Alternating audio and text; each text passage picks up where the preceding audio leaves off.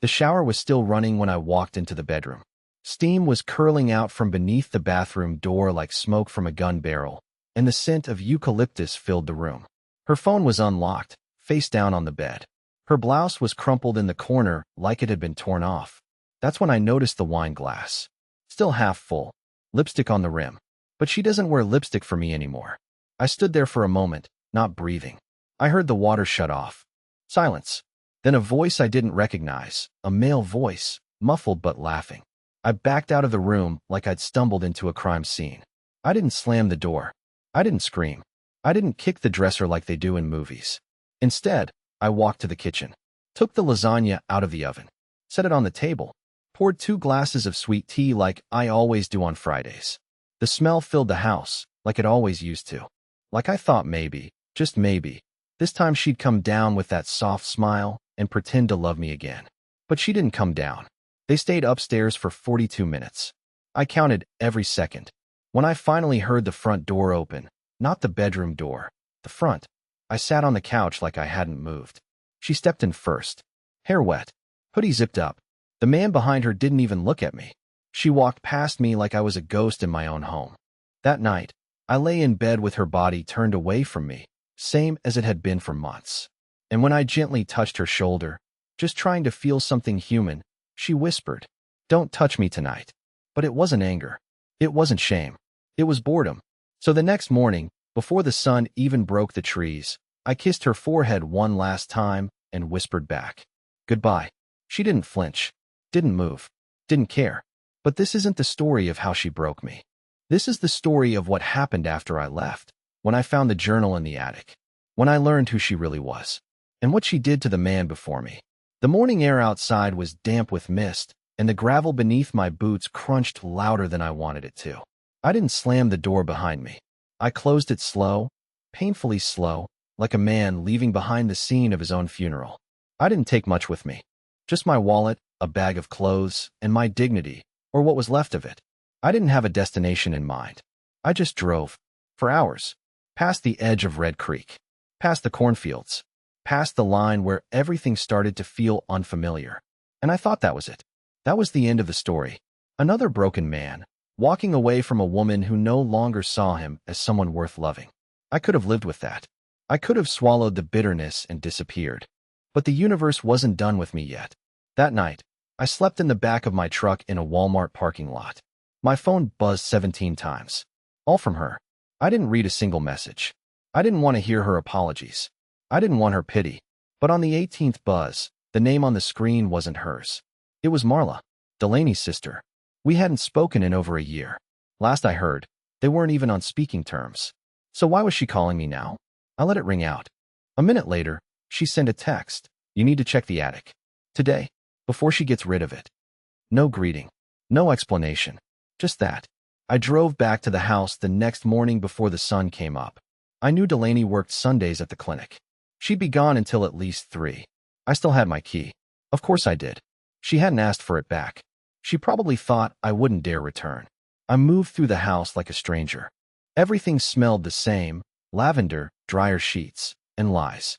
Her wine glass from 2 nights ago was still on the table, now crusted with a ring of forgotten red.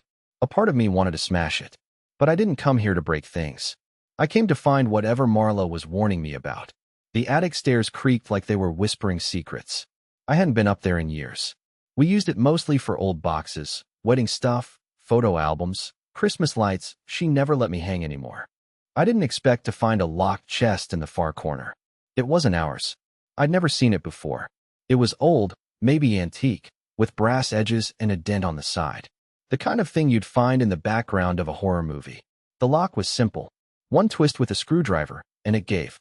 Inside were notebooks. Dozens of them. Some leather-bound, others spiral with frayed edges. But it wasn't the quantity that got me. It was the labels. Each notebook had a man's name written in Sharpie on the front. And one of them said, Emory, 2016 to 2023. My blood ran cold. She'd been documenting our marriage. But not like a diary. Not with love. The first page began with a sentence that felt like it had teeth. Subject began showing signs of dependency after week 3. Emotional vulnerability remains high. Suggest continued detachment and testing. Subject? Testing. The more I read, the worse it got. Pages of observations about me, my habits, my insecurities, my reactions to affection, to rejection, to silence. She wrote about our fights in clinical language, about how I responded to coldness with increased attention, and how emotional withdrawal produced heightened obedience. I wasn't a husband to her. I was an experiment, and she wasn't finished, because in the final pages, she wrote something that made my stomach turn. Second stage conditioning initiated in October. Subject remains unaware. Need to verify if the incident with Owen had desired effect on stress thresholds. Who the hell was Owen? And what incident? My hands were shaking now.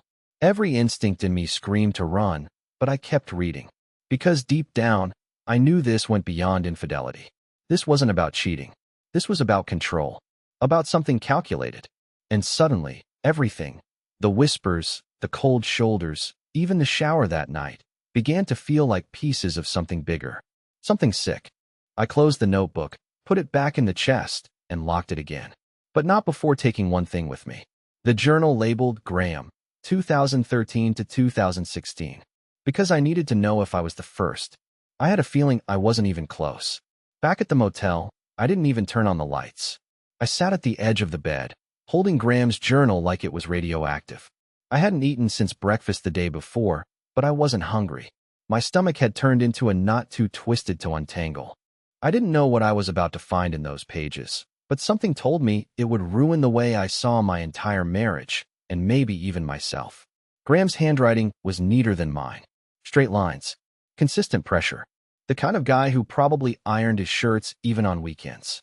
The first entry was dated July 2013, 3 years before I met Delaney. 3 years before I thought I was lucky to have her. At first glance, it read like a normal journal. He talked about how they met, at a community art show, of all places. He'd sculpted something out of driftwood, and she complimented his eye for imperfection. That was her, I realized. She always knew what to say to make you feel chosen. Special. Needed. By page 10, things started to unravel. Graham wrote about feeling like she mirrored him, said things he was thinking before he said them, knew how to comfort him in exactly the way his mother used to. At first, he thought it was fate. Then he wondered if it was programming. He actually used that word, programming. That was the first red flag. He began documenting mood shifts, how Delaney could be affectionate and warm one day, and suddenly silent and clinical the next. He thought it was his fault. He blamed his tone, his workload, his childhood. Just like I did. There was an entry that chilled me to the bone. She asked me tonight how I felt about shaping pain into purpose. I didn't understand the question at first. But then she stared at me like she was testing a theory. Like I wasn't a person, but a process. That sentence broke something in me. I'd heard that phrase before. Shape your pain into purpose. Delaney had said it to me when my dog died. I remember thinking it was weirdly philosophical. Too detached for someone I was crying in front of. But I brushed it off, the way you brush off splinters you don't realize are burrowing deeper. Later in Graham's journal, things got even stranger. He claimed he started hearing clicks on his phone calls. Said he'd see the same white car parked across the street 3 times a week. Wrote about how Delaney would ask him detailed questions about his dreams. What color was the water in your nightmare? Did you feel heavy or weightless in it? He chalked it up to emotional intimacy. But now, reading it from the outside, it sounded more like data collection. Then I hit the last entry. It was dated June 28, 2016. That's less than a month before I met Delaney. The last sentence wasn't even finished. If anyone finds this, please know that she's not. That was it. Just that. The rest of the page was blank. I flipped through the next 10 pages. Nothing. No torn paper. No smudged ink. Just nothing. I sat there, the hum of the motel fridge buzzing like static in the back of my skull. Graham vanished right before I entered the picture. There's no obituary under his name. No social media after 2016. No trail. Like he just stopped existing. And suddenly, I remembered something Delaney had said once. A throwaway comment while watching a true crime show. The detective was talking about a man who faked his own death to disappear from a marriage. Delaney laughed and said, "It's always the quiet ones who vanish. No one notices until their toothbrush gets dusty." It didn't mean anything back then. But now it echoed like a warning I hadn't known to hear. I grabbed my phone and called Marla. She didn't pick up, so I texted her a photo of the journal. 10 seconds later, she called back, and this time, I answered. Her voice was shaking. Emory, she said, you need to leave that town. Right now? I'm going to tell you everything. But you need to promise me something first. I gripped the phone tighter. What? Marla exhaled, like she'd been waiting years to say it. Promise me you won't go back to her. No matter what she tells you. No matter what she cries about. Because you're not the first, Emory. And if you're not careful, you won't be the last. Marla didn't speak right away. All I could hear on the other end was her breathing. Shallow, shaky, like she was debating whether to hang up or finally tell the truth. I sat on the edge of the motel bed, gripping the phone so tightly my knuckles went white, staring at the reflection of my own face in the dark TV screen. I looked like a man halfway through erasure. A man who wasn't sure what was real anymore. Then she finally spoke. She did it to a boy in high school. That's where it started. No one believed me back then, because I was just the jealous little sister, but I saw it. I didn't interrupt. I let her pour it out. His name was Clark. She met him in psychology club. They were both obsessed with behavioral conditioning. It started as a school project, tracking micro-emotions, journaling responses. She had this idea that if you withheld affection the right way, you could make anyone beg for it. I thought she was joking. I laughed. I shouldn't have. I stared at the journal in my lap. The line between project and relationship suddenly didn't seem so clear anymore. Marla continued. She dated him for 5 months. During that time, he stopped talking to his friends, stopped playing guitar. He loved that guitar more than life. He started apologizing for things he didn't do, saying he felt lucky to be around her even when she didn't acknowledge him for days. Then one day he left school, never came back. The official story was that his family moved to Oregon, but I found out later from one of his cousins that he was hospitalized for a breakdown. He wouldn't talk about her, wouldn't say her name. I felt my skin crawl. I tried to tell my parents, she said. They didn't listen. They said Delaney was gifted, brilliant. She always knew what to say to adults. You know how she is. People want to believe her. She's intoxicating. But I've seen what she does behind closed doors. My voice came out hoarse. What do you mean, what she does? There was a long pause. She's not just manipulative, Emory. She's obsessed with control. And when she feels it slipping, she escalates. That word hit me hard. Escalates. Images flashed through my mind. The glass of wine on the table. The locked notebooks. The coded language in her writing. And suddenly, something else clicked. Something I'd buried months ago. Last winter, I'd had a car accident. Black ice. Totaled the truck. I swore up and down that I'd checked the tires that morning, but the pressure was wrong. One was almost flat. Delaney had used the truck the night before. Back then, I thought I was being paranoid for even considering it. Thought it was just a dumb coincidence. But now I wasn't so sure. I asked Marla if she thought Delaney was dangerous. There was a silence on the line, not hesitation. Fear. She's not going to kill you with a knife, Emory. She's going to make you question whether you ever existed in the first place. That's how she erases people. Not with violence. With slow, surgical emotional decay. You're not her partner. You're her patient. I could barely speak. My thoughts were running in a dozen directions. Graham, Clark, the notes, the accident, the voice in the shower, the coldness in her eyes, the way she studied me after arguments like she was logging it in a database. And worst of all, the fact that she probably knew I'd find that journal. I asked Marla the one question I was terrified to know the answer to. Is this some sort of game to her? But Marla just laughed, a dry, brittle sound. No, Emory. It's not a game. It's her life's work. She said she'd email me proof. Scans of other journals. An old-school report she'd secretly copied. She warned me not to go to the police. Not yet, because without context, I'd sound like the crazy one. And she was right. Delaney didn't leave bruises. She left confusion, doubt, silence. After the call ended, I sat there in the dark for over an hour, just breathing, listening to the ticking of the motel wall clock. I felt like I was underwater, like my marriage had been an elaborate psychological theater, and I was just now realizing I was never the audience. I was the subject, but I wasn't the same man she met in 2016. She didn't know what I'd become in the past 72 hours. And I didn't know, until that moment, that I wasn't done with her yet. I didn't go back to the house right away. I waited 3 days. I slept in the truck again, ate fast food I barely tasted. Reread Graham's journal, page by page, even though I could quote every line in my head already. My hands were shaking the entire time, not from fear, from something else.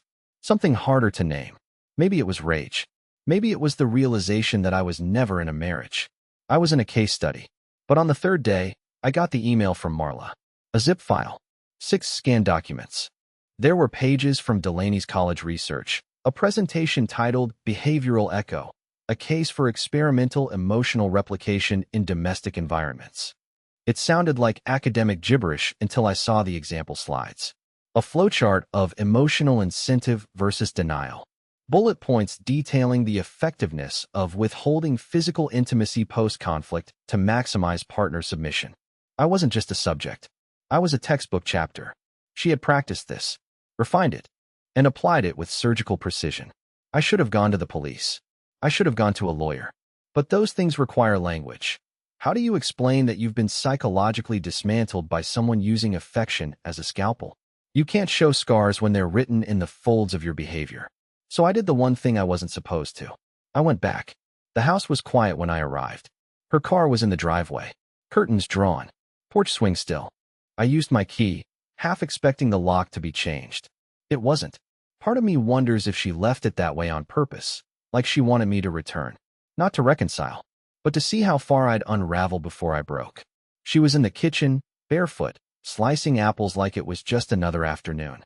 There was soft music playing, an instrumental jazz track she always used when she needed to reset the atmosphere, as she used to say. She didn't look surprised to see me, not even remotely. "You came back," she said without turning around. "Took you longer than I predicted." I felt my stomach turn. She didn't ask why I was there. Didn't ask how I was. Just observed, like I was a rat finding its way through a maze she designed. I stepped closer, watching her fingers work the knife. Smooth, precise. Not a single wasted movement. Even her slicing was calculated. "I read everything," I said, my voice sharper than I meant it to be. "The journals. The notes. Graham's file. Marla's email." She finally turned, set the knife down carefully beside the cutting board, and leaned against the counter, arms crossed. Her eyes weren't wide with guilt. They were narrow, analytical. "And," she asked, "what do you want from me, Emory? An apology? A breakdown? An explanation written in a way that fits inside your wounded ego? That cut deeper than anything in the journals." "You treated me like a test subject," I snapped. "You logged my emotions like they were data points. You manipulated me into thinking every failure in this marriage was my fault. And you let me," she said softly. I blinked. She walked around the island and stood directly in front of me. Her voice dropped to a whisper. "You let me do it, Emory. Not because you were weak, but because you were desperate to matter to someone. I gave you purpose. I gave you routine. Without me, you're just noise, flinching at your own silence." I should have yelled. I should have grabbed my bag and walked out. But I stood there frozen, because somewhere inside me, a small, awful part wondered if she was right. "You knew about Graham," I said quietly. "You knew what happened to him." She didn't flinch. "He was unstable. I just accelerated what was already there." "And Clark?" She raised an eyebrow. Marla told you about Clark." I always wondered if she'd hold on to that for a rainy day. I took a step back. The room felt smaller now, like the walls were bending inward. "What is this to you?" I whispered. "Some lifelong project? To see how many people you can reduce to rubble?" She tilted her head. "No," she said calmly. "It's about seeing how much people pretend to love when what they really want is to be needed. You're not angry because I lied. You're angry because I saw through you." That was it. The switch flipped. I reached into my coat and pulled out a USB drive, the one with all the files Marla sent me, plus high-res scans of the journals I photographed myself. I placed it on the counter between us. "I'm done being your experiment," I said. "And if I go down, I'm taking this to everyone who will listen. The board at the clinic, the university where you published your papers, the local press. I don't care if they laugh. I don't care if they think I'm crazy. I will burn your credibility down one brick at a time." She looked at the USB, then up at me. For the first time, she smiled. Not cruel, not amused, but impressed.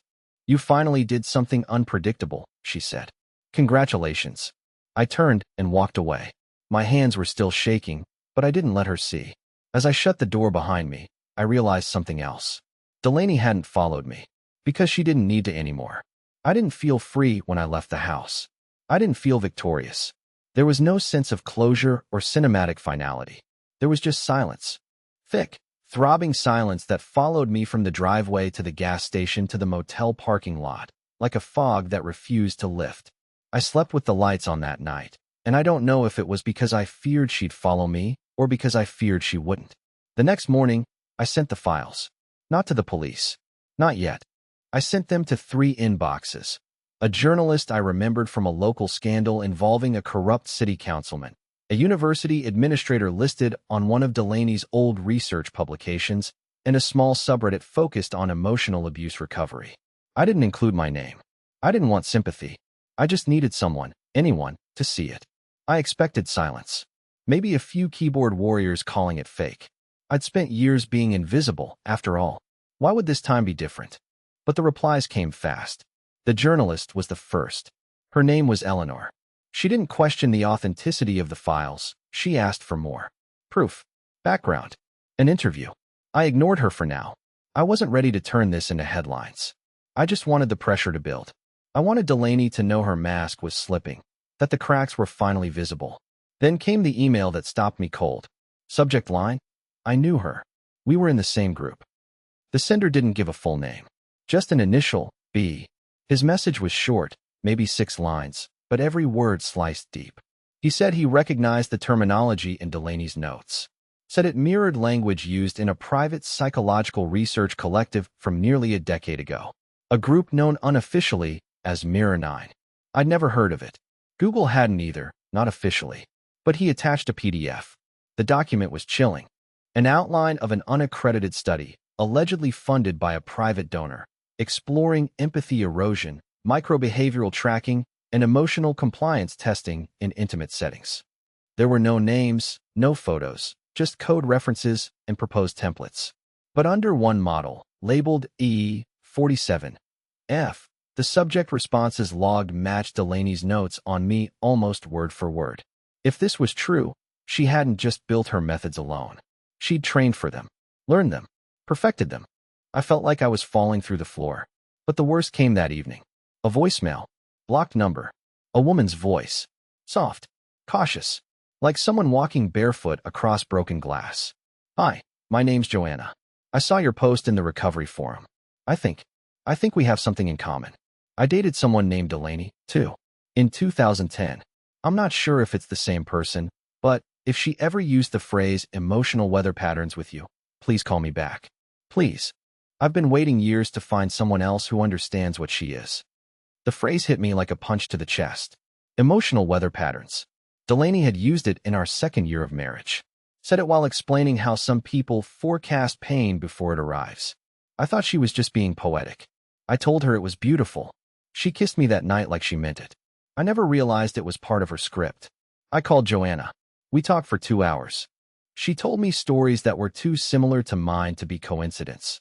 The sudden emotional withdrawal, the forced dependency, the sense of being studied. She said she thought she was crazy. Spent time in therapy. Still doesn't trust her own thoughts. Still hears Delaney's voice in her dreams. Asking questions no one should ever ask during a relationship. She asked me one thing before we hung up. Do you think she remembers us? Or are we just numbers in a sequence? I didn't have an answer. The following day, 3 more messages arrived. 2 men, 1 woman, all claiming to have dated someone named Delaney, or someone who used that same set of psychological frameworks. It was bigger than me, bigger than my marriage. This was something systemic, something refined, something far more dangerous than one woman playing games. I started to wonder, who was the original architect? Where did this start? And why had no one spoken up until now? That's when the journalist, Eleanor, emailed me again. This time, with a single sentence. You're not the first man to contact me about her. The email from Eleanor didn't just sit in my inbox. It pulsed like a warning beacon. I clicked it the moment it appeared, and even before reading, I knew something inside my world was about to shift again. The message was brief. No salutation. No small talk. Just a line and a link. You're not the first. Attached is a sealed case file from 2008. Thought you'd want to see it. Her real name was never Delaney. I felt like the floor disappeared beneath me. For a second, I couldn't move. I just stared at the words sealed case file. My mind was racing. Was she in witness protection? Was Delaney a stolen identity?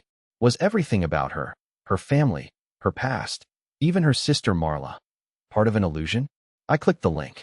It opened a digitized PDF, low resolution, scanned in black and white. A juvenile incident report, timestamp 2008, from somewhere in upstate New York. The redactions were heavy. Names, addresses, identifiers, all blacked out. But a few details slipped through. A girl, 16 years old. Exceptional academic record. High emotional intelligence. Referred to a private youth behavior program following repetitive behavioral manipulations targeting peers and educators. The description was clinical, but the allegations were not. According to the file, she'd been caught orchestrating multi-layered social experiments on classmates, encouraging one boy to believe he had early-onset schizophrenia by altering his environment, hiding personal items, and gaslighting him over the course of weeks.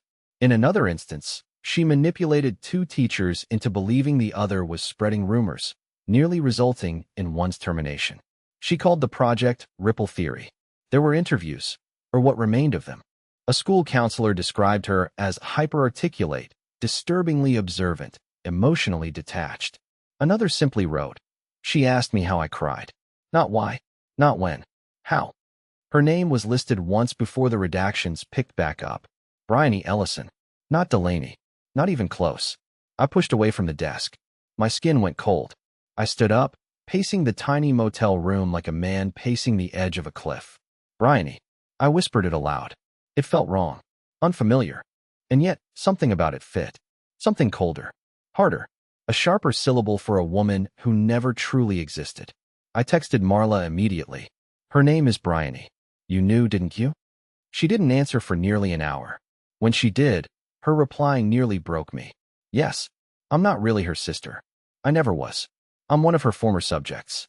The sister role was just a structure she built around me to maintain control. I escaped it years ago. You were the first man I saw her test again after Graham, and I knew I couldn't stay silent. I dropped the phone. For a full minute, I couldn't breathe. Every memory I had of Marla, brunches, holidays, even the one time she cried while watching Field of Dreams, it all snapped into pieces. Was anything real? Was anyone around me ever real? How many people in my life were placed there? I sat back down, opened the journal again. This time, I didn't read my name on the front. I read it as a label, a file, a number. I thought about all the times Delaney asked me things no partner normally would, how I coped with isolation, how I defined love without reciprocation, whether pain was more or less palatable when given in small doses. She wasn't just watching me. She was cataloging me. And if Bryony Ellison was even half as methodical as this file suggested, then what I thought was a marriage was, in fact, a constructed scenario. A clinical theater built to test boundaries. Not for science, not for revenge, but for understanding something she couldn't feel herself. The day ended in a fog. I didn't eat. I barely slept. I kept hearing her voice in the back of my mind, saying, "You finally did something unpredictable." Was that it? Was my rebellion the real goal all along? Was she always pushing for the moment I'd snap and become what? Dangerous? Broken? Unrecognizable? It wasn't until the next morning that I received the final blow. Another email. No subject. Just a video file. I opened it. It was grainy. Old. Security footage, based on the timestamp, October 2016. A university office. Delaney, or Bryony, sitting across from a man I didn't recognize. She was younger, sharper, more alive. Her eyes glittered when she leaned in, hands folded, calm and curious. The man asked, "Why do you keep doing this to people?" She smiled. Not cruelly, not playfully, just calmly. "Because they still don't know they're doing it to each other every day," she replied. "I'm just faster at it. Cleaner." The video ended there. My hands were shaking too hard to close the laptop. I finally understood. She wasn't broken. She wasn't evil. She wasn't even angry. She was a mirror, a living scalpel, and she believed the world was her lab. I left the motel the next morning with no plan, no destination, just the weight of everything I knew and everything I could no longer unknow. I had the journals, the video, the files from the sealed case, a flash drive full of broken truths that could shatter reputations, trigger lawsuits, possibly even reopen investigations. But that wasn't why I left. I left because I was done being part of someone else's experiment. Driving down Highway 81, the sun broke through the gray Indiana clouds for the first time in what felt like weeks. I rolled down the window, let the wind hit my face, and for the first time in years, I didn't feel numb. I didn't feel wired or twisted or trapped inside someone's emotional equation. I just felt. I reached the city by nightfall, not to run, but to meet someone. Eleanor had arranged for it. Said there was someone I needed to talk to before deciding what to do next. I met her outside a coffee shop downtown, just past closing. Her name was Rebecca, early 40s, tired eyes, and when she saw me, she just nodded and handed me a box. No words, just an understanding in the way her hand shook slightly when she passed it to me. Inside were photographs, printed emails, old student rosters, the kind of breadcrumb trail only someone who spent years digging would be able to compile. One photo stopped my heart. It was a group shot, 5 people, all smiling. In the center, Bryony Ellison, younger, but unmistakable.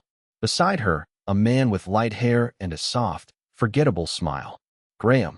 And beneath the photo, scribbled in faded pencil, Mirror 9, Cohort 3, University Phase. Rebecca nodded when she saw me staring at it. They shut the project down quietly. Too many ethical violations. But she never stopped. The others moved on. She just kept going. I asked her what happened to Graham. She hesitated, then told me the truth. He changed his name, moved to Canada, started a new life. He sends me Christmas cards every year. He wanted to stay gone. Until your story appeared. That's when he contacted me again. He wanted you to know you weren't crazy. I swallowed a lump I hadn't felt building until it hit my throat. He was alive. He survived. That night, I stood on the balcony of a cheap apartment I rented by the train yard. Wind in my hair, phone in my hand, and I deleted every file I had on her. Not because she didn't deserve to be exposed, but because I didn't want to carry her with me anymore. You don't destroy people like Bryony by dragging them into the light. You destroy them by walking away, by giving them no more data to collect, no more reactions to document, no more emotions to bend. She couldn't control what she couldn't observe, so I vanished from her world. Quietly, cleanly. I changed my number, moved states, started building again, not just furniture this time, but something deeper. I started journaling. Not like she did. Not in third person, not with subjects or metrics. Just memories. Honest ones. Last week, I opened a small workshop in a town where no one knew my name. I built a table with my own hands and sold it to a family who laughed while their kids danced around the showroom. The woman who bought it asked what kind of finish I used. I told her it was called reclamation oak. She smiled. I smiled too. And last night something happened I didn't expect. I got a letter in the mail. No return address. Inside, a single sheet of paper. A handwritten note. It said, "You were never broken, Emory. Just rearranged. You put yourself back together." That's something I never could. It wasn't signed, but I recognized the handwriting. And for the first time in a long time, I didn't feel afraid. I felt free.